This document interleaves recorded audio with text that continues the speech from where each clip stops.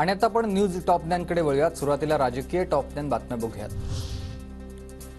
उपमुख्यमंत्री देवेंद्र फडणवीस दिल्लीला रवाना। दिल्लीतील भाजपच्या केंद्रीय निवडणूक समितीच्या बैठकीला उपस्थित राहणार। बैठकीनंतर महाराष्ट्र भाजपची दुसरी यादी जाहीर होण्याची शक्यता आहे।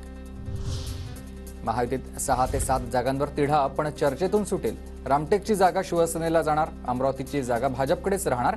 अमरावतीसाठी अडसूळ बच्चू कडूंची मदत घेणार, बावनकुळेंची प्रतिक्रिया। जागेमध्ये आम्ही चर्चा करतो आहे आणि मला वाटतं फार तिढा नाहीये, चर्चा करून सुटणार आहे। त्यामुळे लवकरच याची बैठक होईल आणि तिढा संपेल। त्यामध्ये रामटेक ही शिवसेनेकडे दिसत आहे, पण महायुती या चर्चेमध्ये अजून काय होतं मला अजून आज सांगता येणार नाही। खासदार संजय राऊतांकडून मोदींना कंसाची उपमा। कंस मामाला भीती वाटत असल्यानं सर्वांना तुरुंगात टाकलं जात आहे। नाव न घेता राऊतांचा मोदींवर निशाणा।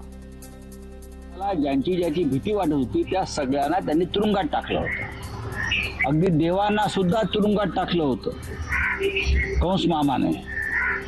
शेवटी त्याच तुरुंगात श्रीकृष्णाचा जन्म झाला आणि त्या श्रीकृष्णाने कंसाचा वध केला।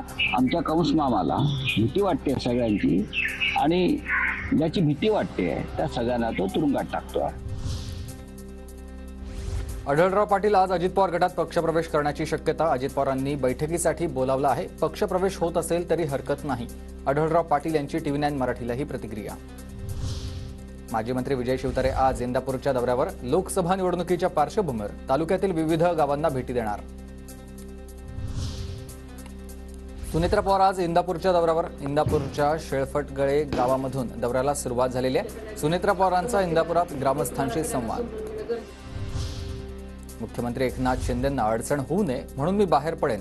सुळे आणि सुनेत्रा पवारांना उमेदवारी, यात लोकांना पर्याय काय? बारामतीत अपक्ष विरुद्ध मविया अशी लढत होईल, विजय शिवतारे यांची ही प्रतिक्रिया।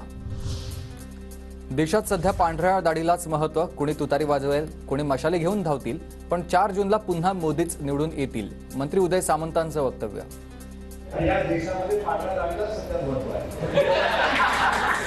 त्याच्यामुळे आपण सगळ्यांनी निर्णय घ्या, 4 जून नंतर पुन्हा एकदा पांढरी दाढी इकडे बसणार आहे।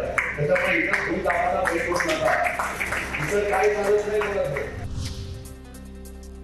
कल्याण लोकसभेसाठी ठाकरे गटाकडून केदार दिघेंचं नाव चर्चेत। श्रीकांत शिंदेंविरोधात केदार दिघेंना उमेदवारी मिळण्याची शक्यता आहे।